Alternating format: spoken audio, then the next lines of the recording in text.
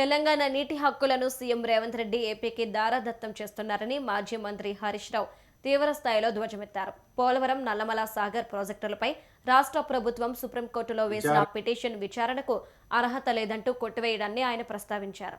ఇది కేవలం రేవంత్ రెడ్డి చేతకానితనం మాత్రమే కాదని, ఉద్దేశపూర్వకంగా ఏపీకి సహకరించేందుకు చేసిన కుట్ర అని ఆరోపించారు. సంక్రాంతి పండుగ వేళ చంద్రబాబుకు రేవంత్ రెడ్డి ఇచ్చిన గిఫ్ట్ ఈ బలహీనమైన పిటిషన్ ని హరీష్ రావు ఎద్దేవా చేశారు. పిటిషన్ వేసి మరొకసారి తెలంగాణ రాష్ట్రానికి, తెలంగాణ ప్రజలకు నీళ్లలో తీరని ద్రోహం చేసింది రేవంత్ రెడ్డి ప్రభుత్వం.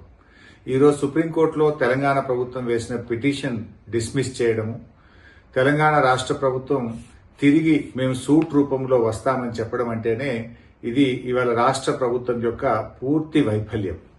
అదేవిధంగా గతంలో మీరు చూసినట్టయితే ఆంధ్రప్రదేశ్ ప్రభుత్వం పాలమూరు ఎత్తిపోతల పథకం మీద ఆంధ్రప్రదేశ్ రైతులతో కేసు వేయించి అందులో ఆంధ్రప్రదేశ్ ప్రభుత్వం ఇంప్లీడ్ అయి ఆనాడు మన పాలమూరు ఎత్తిపోతల పథకం మీద స్టే తెచ్చింది ఆంధ్రప్రదేశ్ ప్రభుత్వం.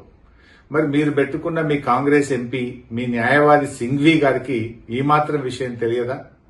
అంటే ఈరోజు మీరు కావాలని ఉద్దేశపూర్వకంగానే ఈ యొక్క బలహీనమైనటువంటి రిట్ పిటిషన్ వేసి తెలంగాణ ప్రజలకు తీవ్రమైన అన్యాయం చేశారు. ఈ మాత్రం దానికి సూటు బూటు వేసుకొని ఉత్తమ్ కుమార్ రెడ్డి గారు నీళ్ల మంత్రి ఢిల్లీ దాకా పోవాల్సిన అవసరం ఉందా? ఢిల్లీ దాకా పోయి ఏం చేసిండు ఉత్తమ్ కుమార్ రెడ్డి గారు? వేసిన రిట్ పిటిషన్ విత్డ్రా చేసుకున్నారు. విత్డ్రా చేసి సూటు వేస్తాము అన్నారు. సూట్ అంటే మనకు తెలియందా? ఆ సూటు కూడా ఆంధ్రప్రదేశ్, తెలంగాణ, మహారాష్ట్ర, కర్ణాటక 4 రాష్ట్రాల మధ్య మేము సూటు వేస్తాము అంటే అది ఇప్పట్లో అయ్యేది కాదు. ఇంకా అది సంవత్సరాల తరబడి, దశాబ్దాల తరబడి పెండింగ్ లో పడిపోతుంది. అంటే పరోక్షంగా గోదావరి, నల్లమల్ల సాగర్ ప్రాజెక్టుకు మీరు సహకరిస్తా ఉన్నారు. పరోక్షంగా ఇంకా ప్రాజెక్టు మీరు పూర్తి చేసుకోండి అని చెప్పి తెలంగాణ ప్రభుత్వం ఈరోజు సహకరించినటువంటి విషయం చాలా స్పష్టంగా అర్థమవుతా ఉంది. ముఖ్యంగా మొదటి నుంచి కూడా అంటే మీరు రేవంత్ రెడ్డి వైఖరి చూస్తా ఉంటే మొదటి నుంచి కూడా గోదావరి, నల్లమల్ల సాగర్ విషయంలో ఈయన వైఖరి చాలా అనుమానాస్పదంగా ఉంది.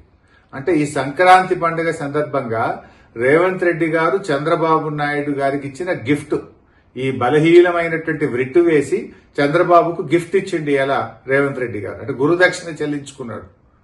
అంటే మొదటి నుంచి కూడా మీరు ఒక్కసారి చూడండి. మొదటి నుంచి కూడా చూస్తే ఢిల్లీలో జరిగేటువంటి గోదావరి బనకచెర్ల మీటింగ్ కు పోననుకుంటూనే మీటింగ్ కు పోయిండు. ఎజెండాలో లేదంటూనే ఆ ఎజెండాలో బనకచెర్ల మీటింగ్ తో ఉన్న ఎజెండాలో సంతకం కూడా